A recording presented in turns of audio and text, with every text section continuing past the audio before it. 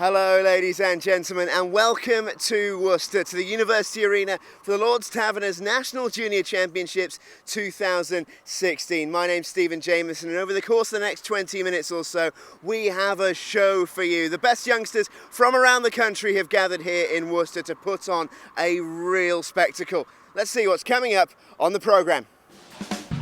Coming up, the finest young players from around the country have descended on Worcester for the annual extravaganza. This weekend we'll see both the under-15s and under-19 age groups crown their champions. Well, I promised you an action-packed show. It certainly promises to deliver. Play is well underway behind me, as you can see here at the University Arena. But before we delve into the highlights, for those of you who are perhaps new to the sport of wheelchair basketball or even this competition, we've got everything that you need to know. Just take a look at this. Wheelchair basketball is similar to basketball in many ways. The court size and hoop height are identical, as is the scoring system. 2 points for a basket and 3 for a long shot beyond the 3-point line. The rules are largely similar too, although travelling works slightly differently in this sport, with players only permitted to propel themselves forward in their chair twice without bouncing the ball. This sport is also non-contact, although chair-to-chair contact is expected and allowed within reason. This sport is inclusive and caters for absolutely everyone, so a category system is in place to balance the teams. Players are categorised according to their functional ability on a scale of 1 to 5, and teams may only have a set total on the court at any one time.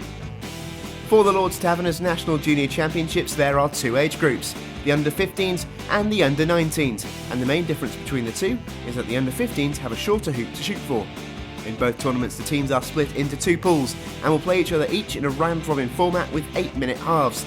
The top 4 from each pool will qualify for the quarter-finals, and there are classification fixtures alongside the knockout games to determine every team's place in the competition.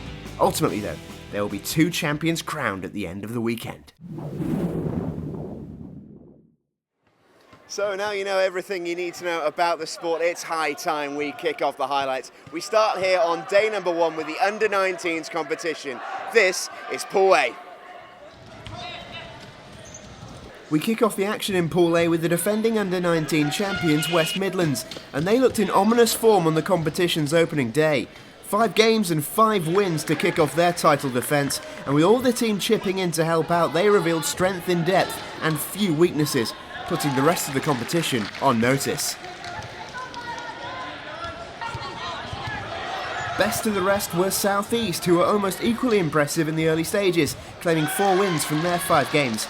After dishing out some fine performances, in particular against the South West, South East were feeling confident. A defeat to West Midlands did little to dampen the spirits as they sailed through to the quarters, courtesy of great attacking play like this.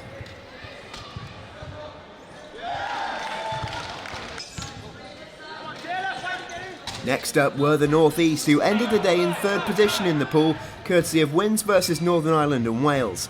They didn't always find it as simple as scoring this basket though, as they were soundly beaten by the South East and West Midlands, but a narrow win over Wales was enough to nudge them into 3rd position and a spot in the quarter-finals.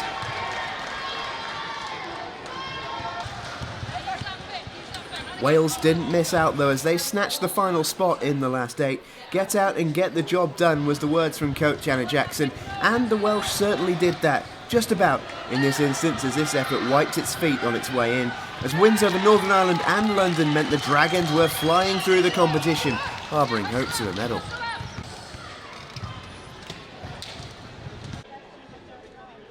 Northern Ireland were the unfortunate team to miss out on a place in the quarters by just a place in Pool A, as their solitary win over London wasn't quite enough to propel them into the last 8. There were plenty of bright spots for the boys and girls in green, however, not least that superb score versus West Midlands. And as the saying goes, if you're not winning, you're learning, and the Northern Irish coaches were making sure of that as they secured 5th. That does mean that London finished in 6th in Pool A, but they were by far from the wooden spoon as they put in some super performances, not least in turning over 3rd place North East by 15 points to 9, courtesy of scores like that one. They were competitive too against the South East, only down by 6 to a very talented side with hopes of 1st, and overall a promising start to the weekend for the players in purple.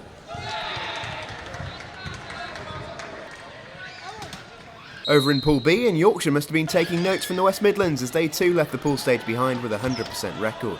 The White Rose looked in really good form on the opening day, scoring over 30 points in all but one of their matches. After a decent tournament last year, this time around Yorkshire meant business, and with 4 in the spin under their belts, you wouldn't bet against them as they cruise through to the quarters.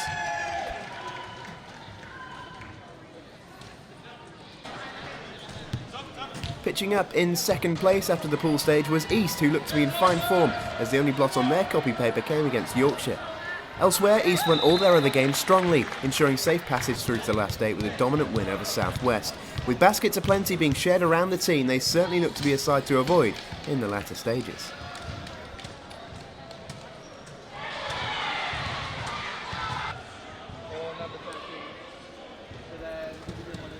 Grabbing third spot in Pool B was Scotland, who showed real flashes of their quality on the Saturday, despite picking up a couple of defeats. Still, losses to East and Yorkshire are nothing to be ashamed of, and the Scots ended up smack bang in mid-table by beating both South and North West to ensure safe passage through to the last 8.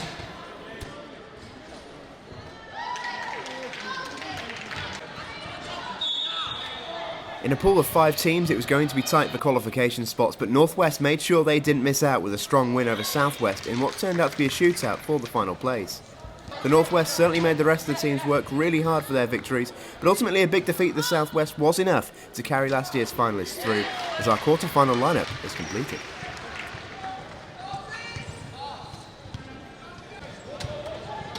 That did mean, therefore, that South West missed out on a place in the quarters after being defeated in all of their pool games. At least they could still enjoy the highlights though, with smiles all round whenever the ball found its way in.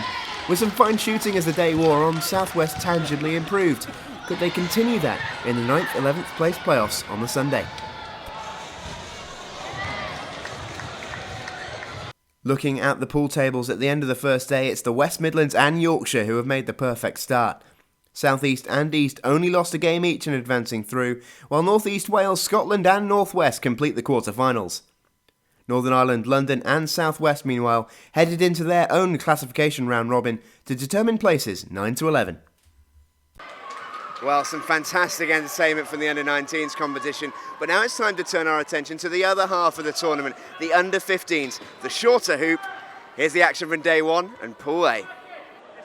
East Midlands went 4-1 to top Pool A despite kicking off their weekend with defeat to Yorkshire. A win against their West Midlands rivals got them in the groove though, and they came through this close contest with Northern Ireland by turning defence into attack in clinical fashion. They also comfortably saw off the North East in their penultimate tie of the day and finished off with a superior success over the South West. All smiles for East Midlands after day 1. Yorkshire completed a terrific turnaround to finish runners-up in Pool A. They lost by a point in overtime against North East before being beaten by Northern Ireland, but victory here against the South West followed up a great win against eventual table-toppers East Midlands. A much better afternoon for Yorkshire was capped off by a determined display against the West Midlands as they finished day 1 with 3 wins and 2 defeats, seeing them safely into the quarter-finals. The West Midlands only finished behind second-placed Yorkshire on points difference, and they started Saturday morning by fighting back from 11-3 down to beat Northern Ireland by a single point. Victory here against the North East soon followed, but a loss to the East Midlands left them needing one more win to guarantee their quarter-final berth.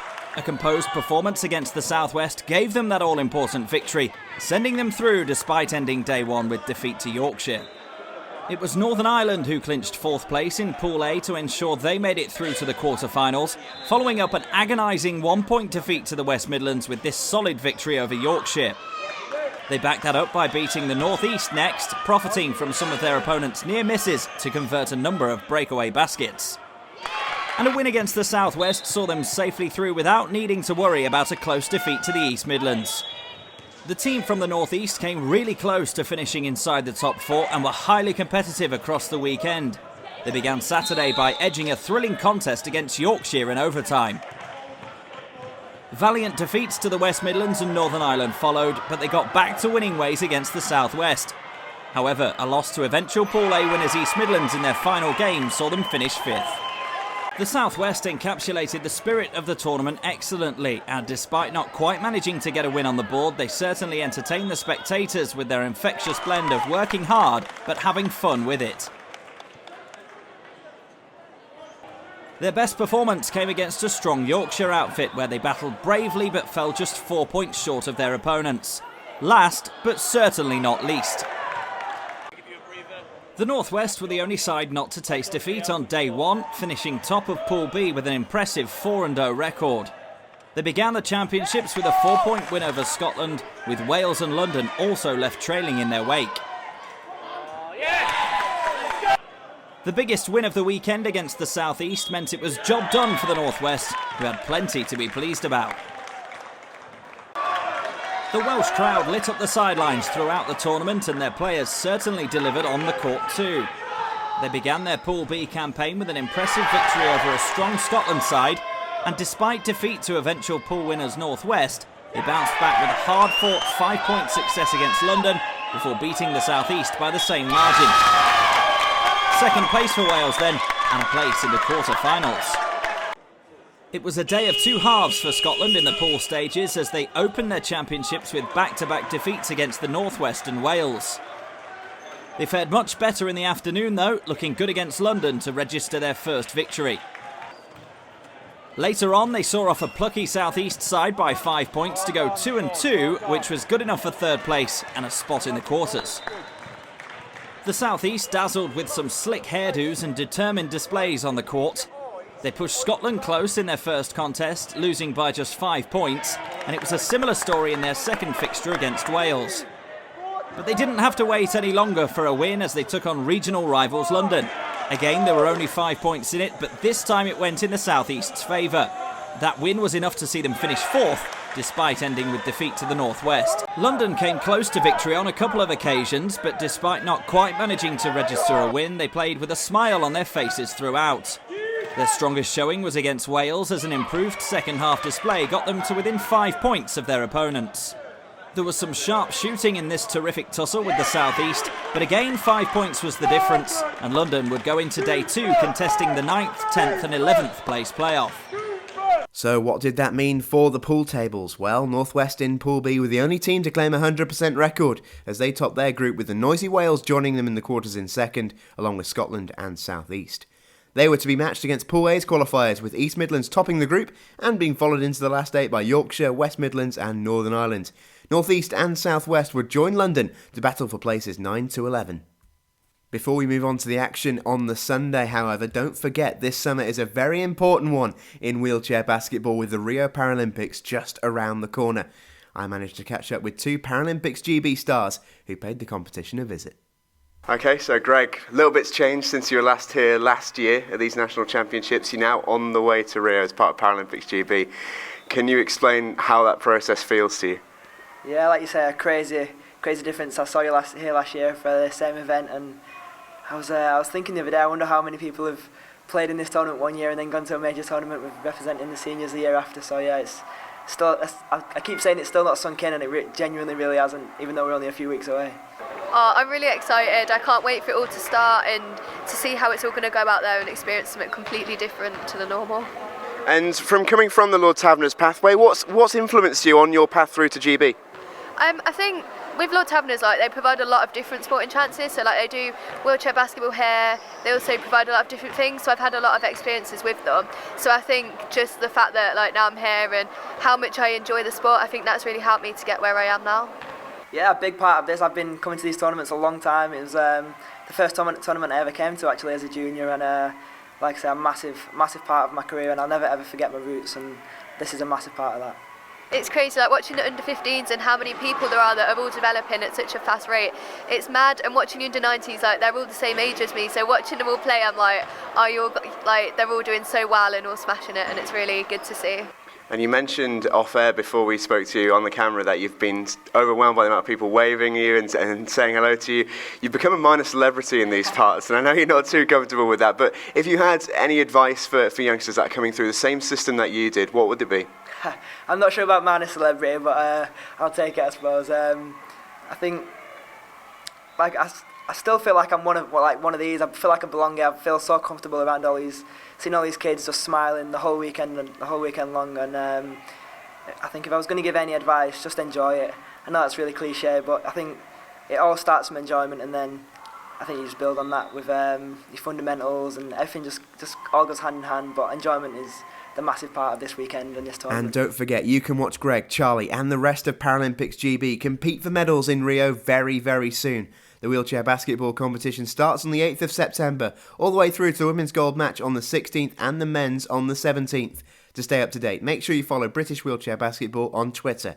Now, on with the rest of the show. So with day one coming to a close, that's the end of the pool stages. It's now time to move on to day two and the knockouts. We start with the under-19s.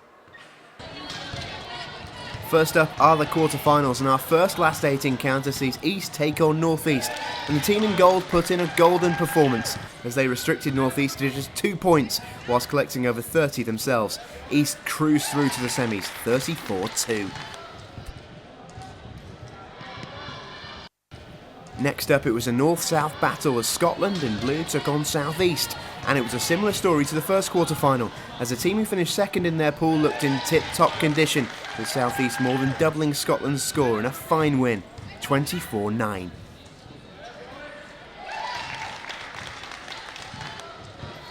Our penultimate quarter-final between Wales and Yorkshire saw some amazing action. Check out that for 3 from Wales, but it was Yorkshire who moved away as the match wore on with some impressively dogged offence. In a high-scoring game, the White Rose advanced to the semis, 32-13.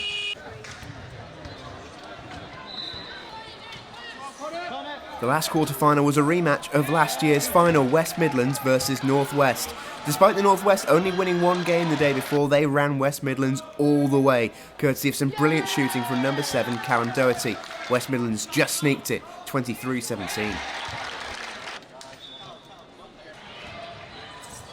The North West were then straight back in action against North East in the classification matches. This was an amazingly close match, with North West leading most of the way until North East salvaged overtime. Then, with just 35 seconds of OT to go, North East hit a breakaway and then made sure of the victory to take an epic win, 21-17. The other 2 defeated quarter-finalists, Scotland and Wales, then matched up in the other classification match, but this one wasn't as close as the last. Despite some moments of real quality from the Scots, Wales were a class above in this one, and they were delighted to move into the 5th, 6th place playoff, 32-15. So it was Scotland who met North West to decide 7th and 8th place. And despite some more strong offence, the North West were caught defensively all too often, as Scotland punished them when provided with every opportunity they got. In a close match, Scotland secured 7th, 21-13. To compete for 5th and 6th, it was the North East and Wales who looked inspired by the words of their coaches in the opening stages, racing to an early lead. Their defence in particular was outstanding, with North East increasingly frustrated. Ultimately, it was Wales who claimed 5th, 26-9.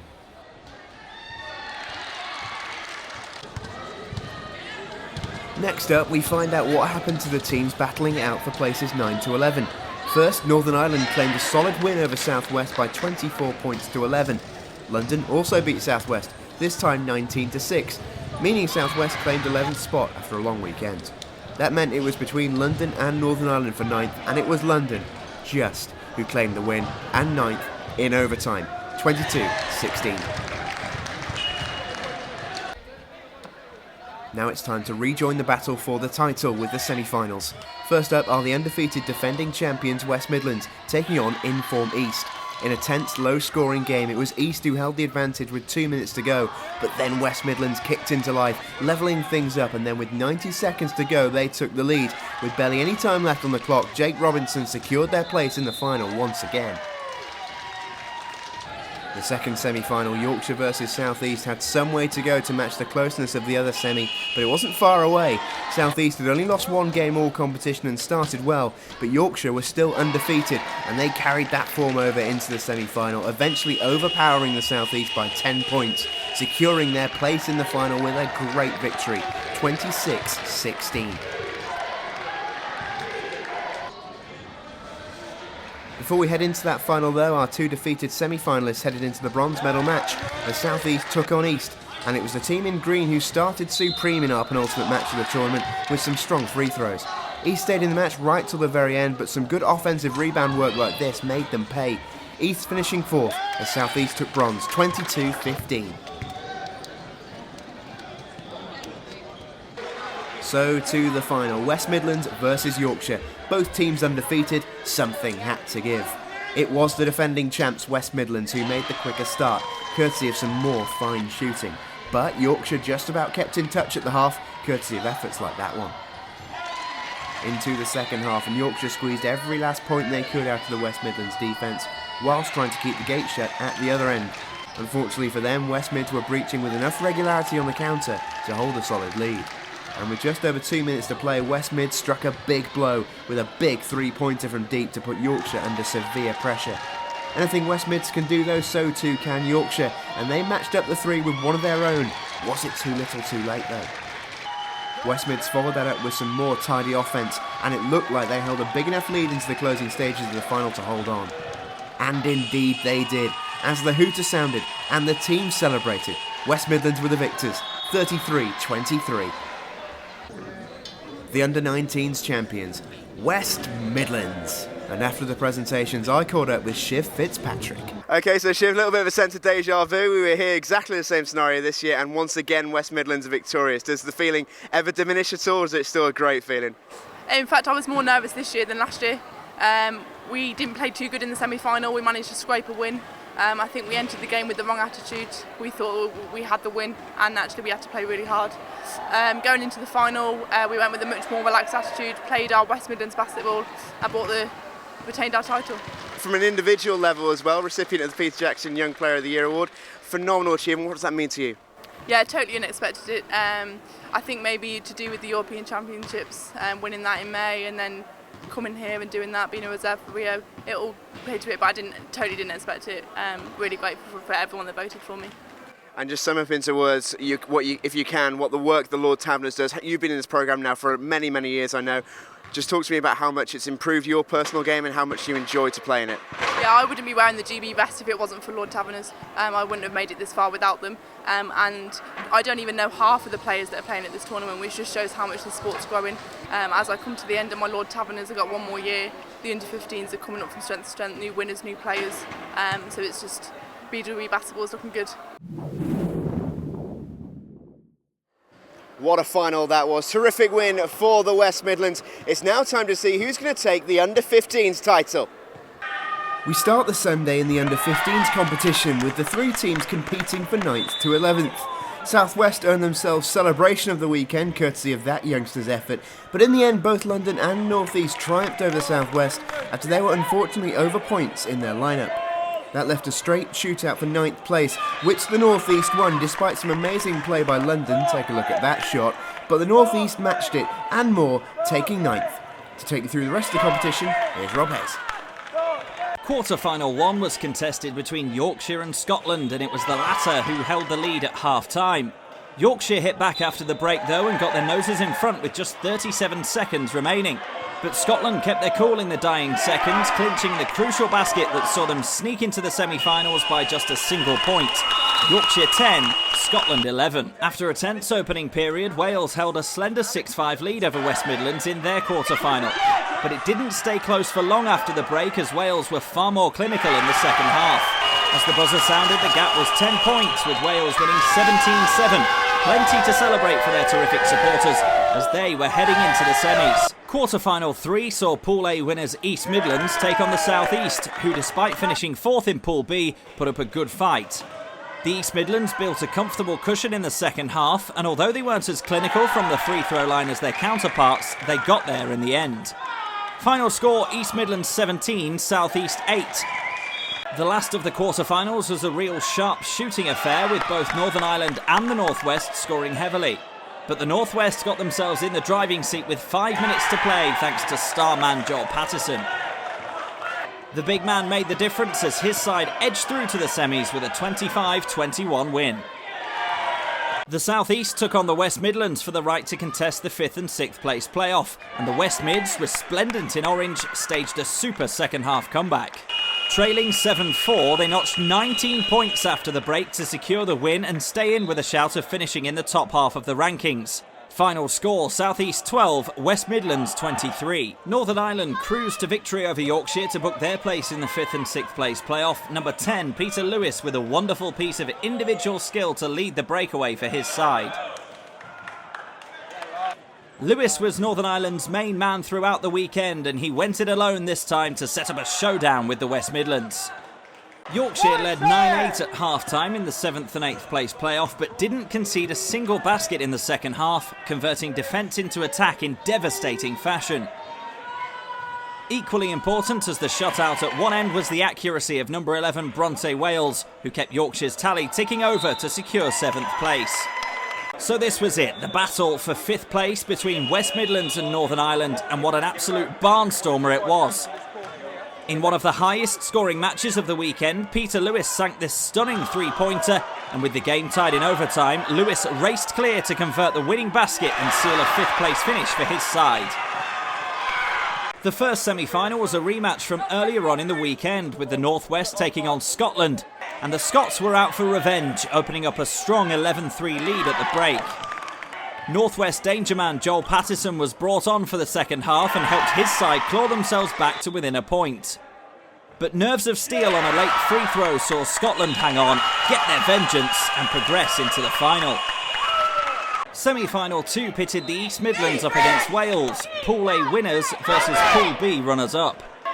Wales found themselves 5 points down at half-time, but a swift start to the second period hauled them back to within 1. It was certainly getting some bums off seats in the crowd. But East Midlands had the composure to complete the job and win 2017, setting up a tantalising finale against Scotland.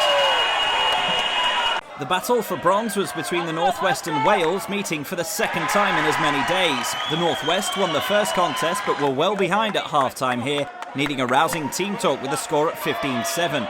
They came out all guns blazing after the break and got in front with just a minute to play, and Lewis Craddock had the chance to put the game to bed from the free throw line late on, and nailed both to ensure that last year's winners bagged bronze this time around. And so to the gold medal match. Pool A winners East Midlands against Scotland, who'd enjoyed a stellar second day. But it was East Midlands, who'd only lost once across the whole weekend, who scored with their opening attack. The first half was tight, and East Midlands had their noses in front at 8-2 going into the break.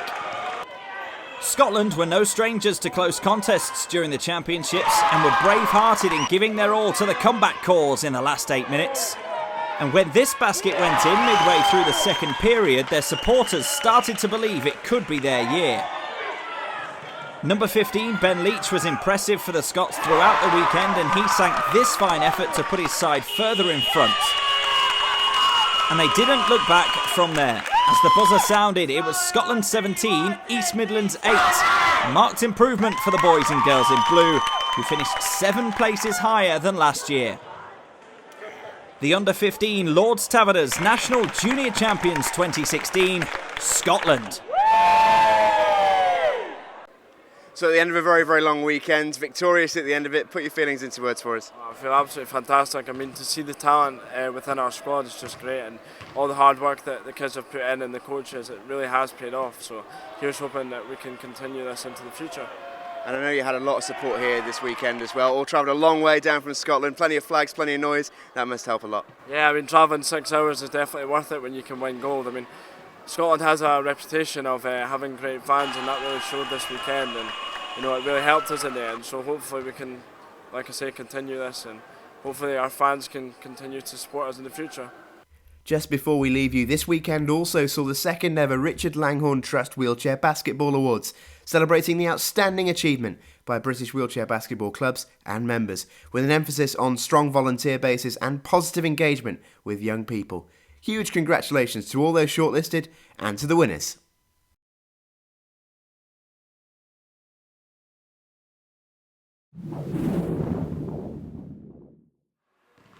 Well, there you have it, ladies and gents. What a tournament here in Worcester. An amazing weekend of wheelchair basketball, a real advert for the competition and all the good work that the Lords Taverners do. Make sure you check out the website, britishwheelchairbasketball.co.uk, for all the information you need about this and any other upcoming competitions. Congratulations once again to all the winners, and of course, best of luck to all our athletes heading out to Rio.